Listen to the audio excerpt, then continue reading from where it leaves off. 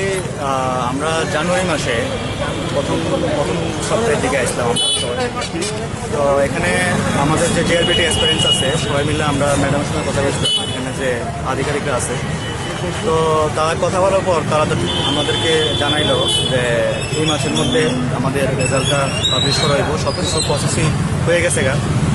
তো আমাদের সবাই যে আমাদের এক্সপিরিয়েন্স আছে সবাই এই অপেক্ষাতেই আসবে যে এই মাসের মধ্যে রেজাল্ট দেওয়া হইব, এবং আমাদের যে এত মাসের যে পরিশ্রম এবং যে হার্ডওয়ার্ক, সেই হার্ডওয়ার্কের ফলটা এই মাসের মধ্যে আমাদের একটা পাওয়া যাবে। তার মধ্যে দেখা যাইতেছে স্যার যে এর আগে যে টিপিএসসির বা বিভিন্ন বোর্ডের যে পরীক্ষাগুলি হয়েছে এবং টেট এবং যে অন্যান্য যে পরীক্ষাগুলি হয়েছে সেগুলির ডিসিপ্লিনভাবে এবং স্মুথলি সব কিছু রেজাল্ট সব কিছুই চলতেছে। কিন্তু এর মধ্যে দেখা যাচ্ছে কি আমাদের একমাত্র জেআরবিটিটাই একদম রেজাল্ট একদম দেওয়া হইতেছে না, বা কিছুই কোনো রেসপন্স দেওয়া হইতেছে না। এর মধ্যে স্যার আমরা যে রেজাল্ট নিয়ে বা যে কোনো ইমেল করতেছি, তো তারা সবাইদেরকে একমাত্র একই একটা মানে ওটু মেল সেন্ড করতেছে যে জেআরবিটি রেজাল্ট পাবলিশ করা হইব ভেরি ইমিডিয়েট। সবাইদেরকে একরকমভাবে রেজাল্ট হইতেছে, আর ফোন তো ধরতেছি না।